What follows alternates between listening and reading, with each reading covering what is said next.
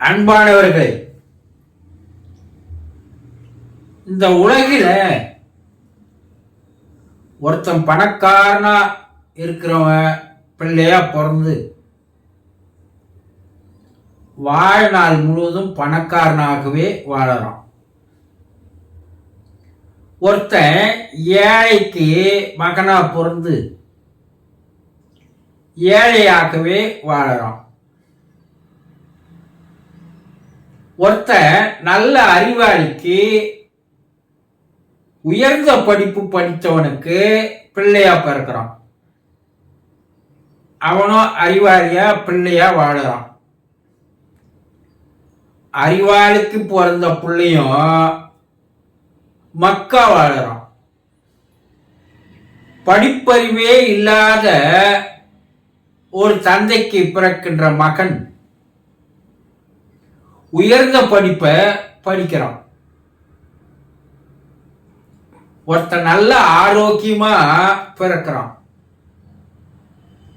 ஒருத்தன் நோயாளியே பிறந்து நோயாளியாவே வாழறான். இந்த வேறுபாடுகள் ஏன் ஏற்படுது? எப்போது நீங்க யோசனை செய்து பார்த்திருக்கீங்களா? நம்ம ஏழையாவே இருக்கிறோம், இன்னொருத்தன் பணக்காரனா வாழறோம். நம்ம நோயாளியா இருக்கிறோம், ஒருத்தன் ஆரோக்கியமானவனா இருக்கிறான். நம்ம படிப்பறிவு இல்லாத இருக்கிறோம், மற்றவன் படிப்புல உயர்ந்தவனா இருக்கிறான். இறைவனுடைய படைப்புல ஏன் இந்த வேறுபாடுகள்? யோசனை செய்து பார்த்திருக்கீங்களா? இறைவன் என்ன இவ்வளவு கஞ்சத்தனமானவனா? இவ்வளவு பகைமை உணர்வு, விரோத மனப்பான்மை கொண்டவனா? ஏன் அவனை பணக்காரனா பிறக்க வச்சிருக்கிறான்? என்னை ஏன் ஏழையா பிறக்க வச்சிருக்கிறான்? இப்படி பல பேர் பேசுவதை நீங்க கேட்டு இருப்பீங்க. ஆமாங்க, இதுக்கெல்லாம் காரணம் என்ன? இறைவன் கருணை உள்ளவன் சொல்றோம், அன்பானவன் சொல்றோம், தயவானவன் சொல்றோம், பாகுபாடு இல்லாதவன் சொல்றோம், இதையெல்லாம் சொல்றோம் இல்லையா? ஆனா ஏன் இந்த பிறப்பிலும் வாழ்க்கையிலும் இந்த மாறுபாடுகள்? எதற்காக இவ்வுலகிலே இது போல நடைபெறுகிறது? யோசனை செய்து பார்த்திருக்கீங்களா? எப்போ இந்த யோசனை உங்களுக்குள்ள வருதோ அப்பதான் நீங்க ஆன்மீகவாதி, அப்பதான் மெஞ்ஞானியாக ஞானியாக மாறுவதற்குண்டான படிக்கட்டில் நீங்க ஏறுறீங்க.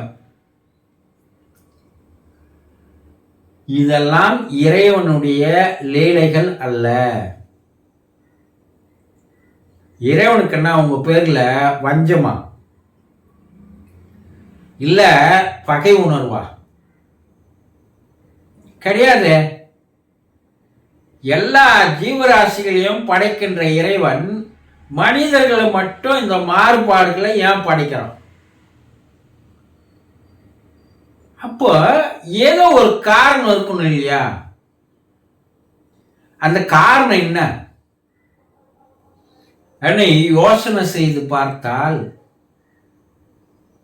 ஒருத்தன் பணக்காரனா பிறக்கிறதும் ஒருத்தர் ஏழையா பிறக்கிறதும், ஒருத்தர் அறிவாளியா பிறக்கிறதும் ஒருத்தர் அறிவு இல்லாம பிறக்கிறதும், ஒருத்தர் நோயாளியா பிறக்கிறதும் ஒருத்தர் நோய் இல்லாதவனா பிறக்கிறதும் அவர்களுடைய கர்ம வினைகள் தான் காரணமே தவிர இறைவன் இதுல, கடவுள் இதுல எந்த விதமான சம்பந்தமும் இல்லை.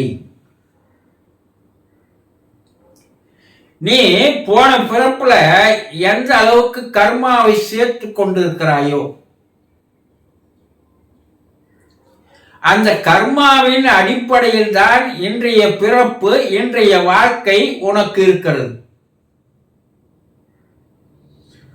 போன பிறவில நீ நல்ல அறிவாளிக்கு பிறந்திருக்கலாம். அதனால இந்த பிறவில அதனுடைய கண்டினியூவேஷன், மேலும் அறிவை வளர்த்துக் கொள்வதற்குண்டான சூழ்நிலையை இறைவன் தருகிறான். போன பிறப்புல ஏழைக்கு பிள்ளையா பிறந்திருக்கலாம். ஆனா இறைவன் இந்த பிறப்பு பூரா நீ ஏழையாகவே வாழணும்னு சொல்லல. இந்த பிறப்பு பூரா நீ மக்காவே இருக்கணும்னு சொல்லல. அப்ப உன்னுடைய கர்மாவை மாற்றிக்கொள்வதற்குண்டான சாய்ஸ் உனக்கு இறைவன் தந்திருக்கிறான்.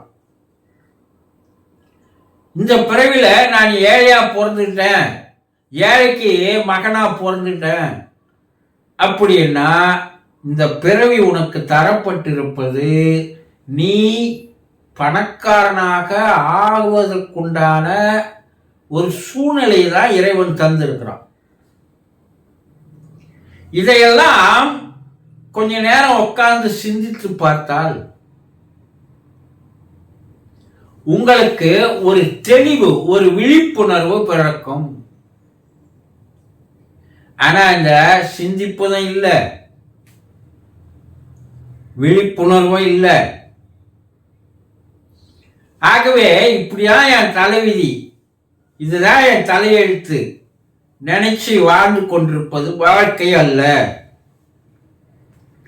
இதை தெளிவா நீங்க தெரிஞ்சுக்கணும்னா கர்ம விதி என்பதை மிக தெளிவாக தெரிந்து கொண்டால்தான் இந்த உண்மைகள் உங்களுக்கு தெரிய ஆரம்பிக்கும் என்பதை தெரிந்து கொள்ளுங்கள். சந்தோஷம்.